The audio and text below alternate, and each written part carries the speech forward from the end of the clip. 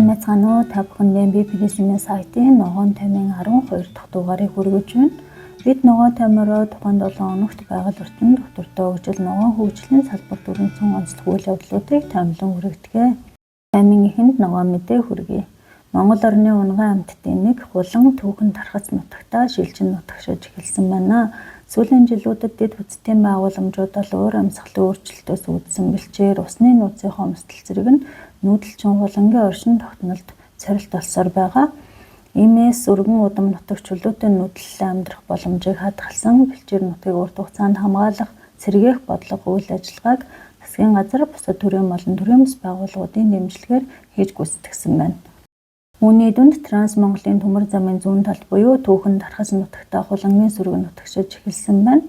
Энэ нь зэрлэг амьтдын шилжилт хөтөлбөрийн холбоос нутгийг хамгаалж сэргээхэд төрийн бас байгууллага хувийн хвшлийн хамтын ажиллагаа үр дүнгээ амжилттай өгсөн жишээ хэмээн тодтогсон байна.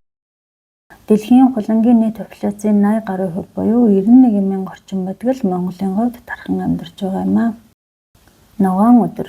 Дэлхийн нүүдлийн шувуудын өдөр 5 дугаар сарын 9-нд тохиоллоо. Энэ удаа шувуу бүр чухал таны ажиглалт хүн цэнтэй ураад өрийн өдрийг тэмдэглэн өнгөрүүллээ. Жил бүр энэ өдрийг дэлхийд даяар тэмдэглэж нүүдлийн шувуудын амьдрал, тэдгээрийн нөхцөл байдлын тухай шинжлэх ухааны үндэслэлтийн мэдээллийг олон нийтэд таниулах ажил, шувуу ажиглах үйл ажиллагаа зэргээс эхлээд дороотож цөөрч буй зүйлийн амьдрах орчныг сэргээх, хамгаалах бодлогын хүрээг хүртэл хамардаг. Дэлхийн нүүдлийн шувуудыг хамгаалах нь хамтын хариуцлага гэдгийг онцолж улс орнууд хамтран ажилласнаар тулгамдсан асуудлуудыг шийдвэрлэх боломжтой гэнэхүү өдөр уриалдаг юм а. Энэ онд дэлхийн нүүдлийн шувуудын өдрийг 2 удаа тэмдэглэх бөгөөд дараагийнх нь ирэх 10 дугаар сарын 10-нд товолжээ. Шувуудын нүүдлийн оргил үе таардаг тул энэхүү зохион байгуулж байжээ. Ногоон бүтээлдээ Таможийн алтрах нутаг сургуулийн Халхангийн сурагчдын бүтээсэн төхөөрөмжийг онцолж байна. Тус сургуулийн Халхангийн 4 сурагчаас бүрдсэн Flow төслийн баг байгаль орчноо хамгаалах, байгальд хаягдаж буй хог хаягдлыг бууруулах зорилгоор бүтээсэн төхөөрөмжөө өнгөрсөн 7 хоногт олон нийтэд танилцуулсан юм а. Сурагчид голын урсгалдаагаан хөвж буй хатуу хог хаягдал, ялангуяа хуванцар, хөөсөнцөр бохирдлыг автоматар байнга шүүн цэвэрлэх боломжтой төхөөрөмжийг зохион бүтээсэн. Энэхүү төхөөрөмжөө 4-р сарын 25-наас энэ сарын 5-ны өдрийн хугацаанд туулгын Яарамгийн шинэ гүрний даавар уусаж буй хэсэгт туршилтаар суйрлуулан ажиллах үйл явц үр дүнг нь нийтэд харуулсан. Ногоон дэлхийн хэсгийн мэдээллийг хүргэе. Их Британий хамгийн том шувуу хамгаалах байгууллага буюу Хатан хааны шувуу хамгаалах нийгэмлэгийн менежерүүд сүүлийн жилүүдэд шувуу ажиглагчдын дунд залуусын том мэдгэцгүйс өссөн, залуус байгальд гарахын, байгалийн сайхныг мэдрэхийн ач тусыг илүү ойлгодог болсон гэж мэдээлсэн байна. Тус байгууллагаас хийсэн судалгаагаар Их Британд 16-аас 29 насныхан буюу Gen Z хэмээн нэрлэгдэж буй 700,000 гаруй шувуу ажиглагчтай болсон гэжээ. 28 настай шувуу ажиглагч Emily манай үеийнхэн гадаад ертөнцтэй байгальтайгаа дахин холбоо тогтоохыг хүсэж байгаа байх. Ер нь Gen Z үеийнхэн байгаль орчинд их санаа тавьдаг хүмүүс юм ярьсан байна. Мөн тэрээр Instagram хаягтаа 20 гаруй мянган дагагчтай өгөөд шувуудын зураг бичлэгээ сошиал орчинд хуваалцдаг. Сүүлийн үед өөртөө ижил насны хүмүүс байгаль сонирхох нь илт нэмэгдсэн гэдгийг онцлон ярьсан байна. Хатан хааны шувуу хамгаалах нийгэмлэгээ саяхан 16-аас 24 насныханд өөрийн хамгаалалтын бусуудад үн төлбөргүй нэвтрэх шинэ хөтөлбөр зарласан байна. Тус байгууллагаас аналитикийн 55 Blue компанитай хамтран хийсэн судалгаагаар шувуу ажиглалт нь Gen Z үеийнхний дунд үнэт дэдлэл урдлахын дараагаар орж буй хамгийн хурдтай өсөж байгаа хобби нь болсон гэжээ. Энэхүү асуулгад 24,000 гаруй хүн оролцсон бөгөөд 2018-аас 2026 оны хооронд бүх насны хүмүүсийн дунд шувуу ажиглах сонирхол 47%-аар өссөн дүн гарсан байна. Үүний үр дүнд Их Британд шувуу ажиглагчдын тоо 8 жилийн өмнөх 2.7 саяас өнөөдөр 4 сая гаруйд хүрсэн гэж тооцоолсныг BBC мэдээлжээ. Ногоон гэрэл зурагтаа мөнх ногоон нарс зургийг хүргэж байна. Энэхүү зургийг авсан газар буюу Сэлэн аймгийн Ерөө сумын Буганд тасган бол Монгол оронд дургадаг 5 төрлийн шилмөст модтой ой моддын үсгэлэнгоо байгалийн өнгө үзэмж зохицуулсан газар.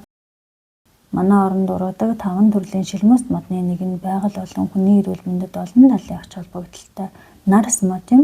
Нарс модыг хүчил төрөгчийн үйлдвэр хэмээн нэрлэж болно. Нарсан ой нь хүний биеийн дархлааг дэмжиж, стресс тайлах, уушгины үйл ажиллагааг дэмжиж амьсгалын замын төрөл бүрийн өрөвслийг намдах тустай гэж шинжлэх ухаанд нотолсон байдаг. Нарс модны гүн үндсэн хурцыг барьж илэгдэл эвдэрлээс хамгаалдаг байна. Ногоон давирхаатай нарс мод 100-аас 500 жил хүртэл насалдаг бөгөөд 20 настай 1 га нарсан ой өдөрт 9350 кг нүүрс хүчлийн хийг шингээж 7250 кг хүчил төрөгчийг ялгаруулдаг гэжээ. Ногоон яриа хэсэгтээ манай сайтын инженерийн өнцөг булангийн ярилцлагыг онцолж байна. Манай сэтгүүлч шинжлэх ухааны технологийн сургуулийн усны барилга байгууламжийн судалгаа хөгжлийн төвийн захирал доктор дэд профессор Насанбаярыг урьж туул гол дээгүүр хурдны зам баривал хүмүүст байгаль орчинд ямар эрсдэл сөрөг нөлөө учирч болох тухай дэлгэрэнгүй ярилцсан байна. Туулын хурдны зам тусал усгүй модгүй болох үер халаа төмөрийн аюулгээд асар их охирол дагуулan гарчигтай ярилцлагыг хүргэж байна.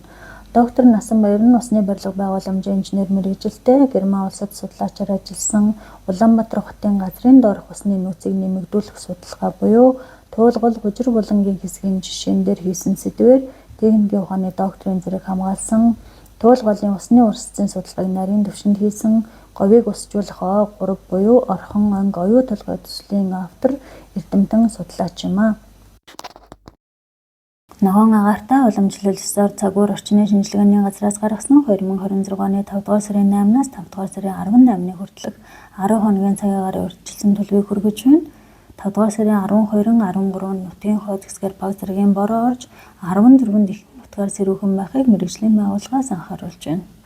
12-нд баруун болон зүүн аймагуудын нутгийн зарим газар, төвийн аймагуудын нутгийн баруун хэсгээр, 13-нд баруун аймагуудын нутгийн зүүн хэсэг, төвийн аймагуудын нутгийн баруун болон хойд хэсгээр, 14-нд төв, говь, зүүн аймагуудын нутгийн зарим газраар, 15-нд ус нуурын хот хөрөөр, 16-17-нд баруун аймагуудын нутгаар бороо нойтон цас орно. Салхины хурд ихэнх хугацаанд ихэнх нутгаар секундэд 5-аас 10 м, 12-нд баруун, төв, говийн аймагуудын нутгаар, 13-нд говь тал хээрийн нутгаар, 14-нд зүүн аймагуудын нутгаар секундэд 15-аас 17 м хүрч ирүүсэж шороон болон шороон шуурга шуурна.